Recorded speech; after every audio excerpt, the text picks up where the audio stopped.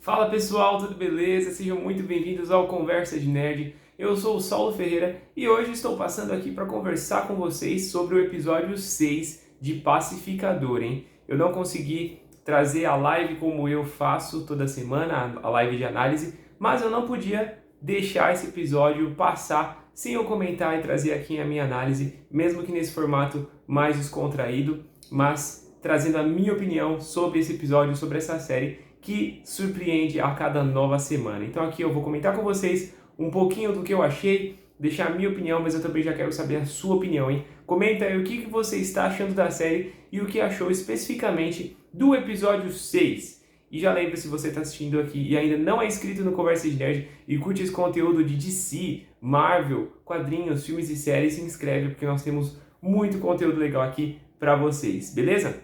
Já aproveito também para dizer que em breve eu vou voltar com o meu cenário. Na verdade vai ter algumas alterações, mas vou estar com o cenário característico aí desde os primeiros vídeos aqui do Conversa de Nerd, porque eu estou de mudança, mas aos pouquinhos as coisas vão retornar, tá bom? E tem muita coisa nova chegando, hein, pessoal? Bom, episódio 6 de Pacificador, ele traz muitos elementos bacanas para essa história, né, que a gente tem acompanhado. Todos os episódios eu estou trazendo aí desde o primeiro análise e a gente vê que o James Gunn tem uma proposta muito interessante e, como já tinha ficado evidente em alguns dos outros episódios, agora a gente viu mais ainda toda a questão do aprofundamento do personagem, né? O Pacificador, ele é um personagem underground dos quadrinhos.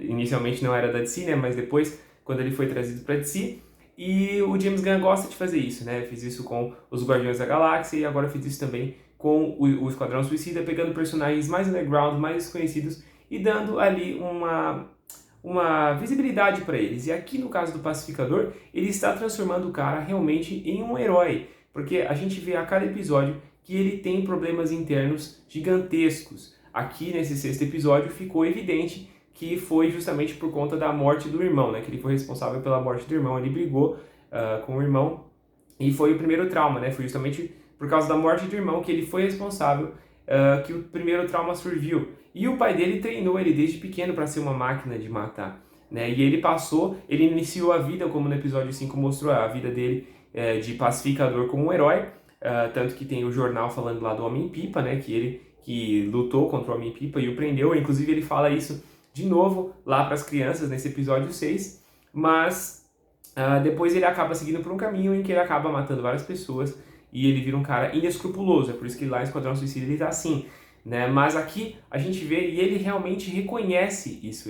Então eu acho que essa série é justamente para desenvolver o personagem do Pacificador e dar essas novas camadas, né? E eu acho que a série fala muito sobre a mudança também de personalidade, como a gente tem visto não só nele, mas os outros personagens. Mas aqui em específico foi interessante porque ele diz para o Adrian Chase, né, gostando ou não do Adrian Chase, essa versão aí do Vigilante, é uma versão que está se encaixando bem na dinâmica da série. E ele diz pro Adrian que ele gosta de ter pets, né, quando o Adrian chega na casa dele e pergunta por que ele guardou aquela borboleta. Ele diz que gosta de ter pets, né, de animais domésticos perigosos para equilibrar a insegurança que ele tem, né, a masculinidade frágil, como ele mesmo coloca.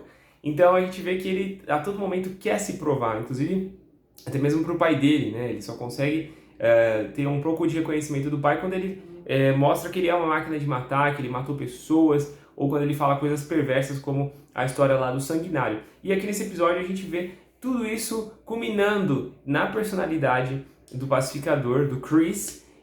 E é interessante que o John Cena tá fazendo isso muito bem, galera. Quem achou que ele ia ser somente um ator que ia fazer um personagem valentão, o John Cena está provando que ele realmente não é só isso, que ele consegue fazer muito mais. A gente tem uma cena incrível dele tocando piano, aliás, é o próprio ator tocando piano, e é muito bacana essa cena porque ele mostra ele através da música, assim como outros episódios, quando ele tá mal, né, que é o escape dele, que é o refúgio dele, ficar imerso à música. Só que diferente dos outros episódios, nesse daqui ele realmente toca. E eu achei isso muito interessante. E por falar de mudanças, a gente também tem uma mudança da Hardcore, que aqui nesse episódio revela o seu nome pro Chris, né, pro Pacificador, que é Emília. E é muito interessante que, além disso, a gente tem pontos que começaram a expandir a história, já encaminhando para o final da série. que a gente vai ter no 7º e no 8º, né? Geralmente o penúltimo episódio da série é aquele episódio em que as coisas explodem e ficam completamente perigosas e malucas, e se tratando de uma série do James Gunn, com certeza isso vai acontecer. E aí no 8 a gente tem a resolução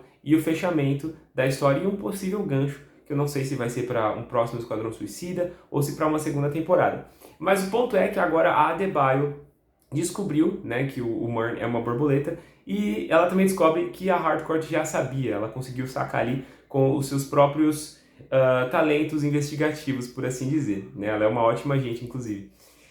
E é interessante que ali fica estabelecido que o Murn era uma pessoa ruim, é daí dessa trajetória de vida ruim, de assassino, que a Waller conhece ele, mas a partir do momento que a borboleta entrou nele, uma borboleta, vamos dizer, da resistência dos aliens, das borboletas, ele começou a se tornar uma nova pessoa. E ele disse que até o Murn, que era uma pessoa horrível, poderia mudar.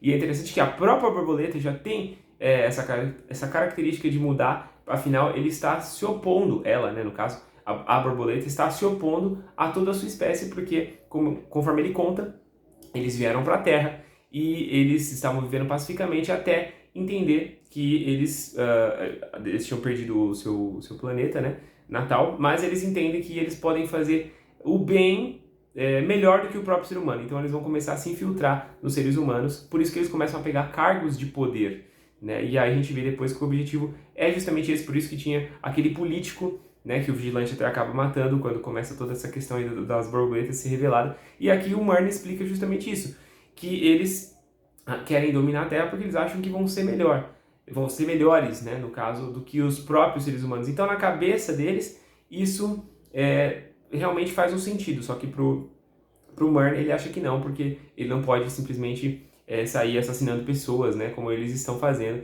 Mas eu acho que essa relação do Murn e das outras borboletas vai ficar um pouco mais explicada no decorrer dos próximos episódios. O ponto é que, como eu disse, as coisas começaram a expandir de uma maneira que eu não imaginava, né? A própria detetive foi infectada por uma borboleta por causa de um vacilo do Adrian, né? Aliás, os fãs mais tradicionais aí do personagem vigilante devem estar odiando mesmo, né, essa versão, porque ele simplesmente caiu da árvore e deixou a borboleta escapar. E a gente tem uma cena muito violenta, que é a cara do James Gunn, né, mas é para justamente mostrar que as borboletas, elas parecem que têm essa visão meio de, vamos salvar a humanidade, podemos ser melhor. Inclusive até a detetive depois fala isso, né, a Goff, acho que é Goff, né, o nome da borboleta lá que assumiu o corpo da detetive, ela fala isso. No final vai ser pro bem de todos e tudo mais, é para um bem maior. Mas por mais que eles fazem isso, eles estão tirando o livre-arbítrio das pessoas, né? Tirando a liberdade das pessoas, e quando eles se infectam é de uma maneira muito violenta, que eu não esperava que fosse. E a gente tem então esse momento não só ali da detetive, mas depois dentro da prisão, pegando várias pessoas inocentes. Então as borboletas realmente não tem como passar pano para elas são vilãs, né? E é interessante que aquele personagem, o Loki, ele é um cara muito perverso, mas ele não era uma borboleta, né? Ele era apenas um enviado da Amanda Waller para limpar a barra para que a missão pudesse se perpetuar, não se perpetuar, né? Mas pudesse continuar e se manter nos trilhos, que é acabar com a invasão, né? Só que no fim ele acaba sendo infectado também. E por falar em enviados da Amanda Waller, a gente tem o diário que a Adebayo implantou sendo descoberto pela polícia, e as borboletas muito inteligentes usam isso a favor delas, porque eles sabem que a equipe do pacificador está atrás das borboletas, eles já tinham matado vários naquela fábrica, né?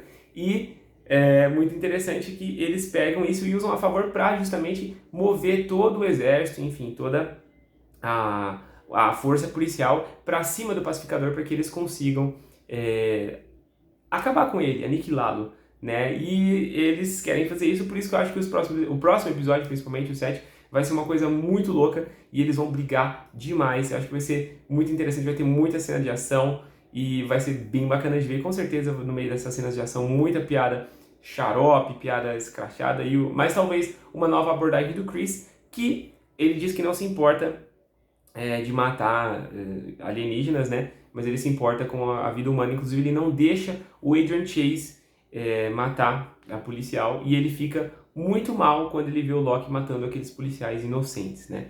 Ainda mais porque ele estava fazendo isso para que o pacificador pudesse fugir. Então a gente vai ter uma mudança aí significativa no personagem do Pacificador. E diferente do que eu estava esperando, a gente teve sim o Aug Smith vestindo o seu traje de dragão branco. Eu achei que por ele estar mais velho, ele só seria um cara ali comandando os seus lacaios, mas não, ele está decidido a matar o Chris, o seu próprio filho, né? Porque ele foi para a prisão por causa dos problemas, enfim, do próprio filho, e ele sempre considerou ele uma decepção. Ele fala isso, ele não gosta do Chris, né? E por mais que o Chris tente ali criar vínculos, parece realmente que é impossível. E agora o Og, o pai dele, está determinado a matá-lo. Então, como eu disse, vai ser uma loucura, porque além deles terem que enfrentar um exército de borboletas, eles também vão ter que enfrentar o dragão branco e também todos os lacaios dele, né? Com aquela máscara que faz uma menção uma referência a Ku Klux Klan.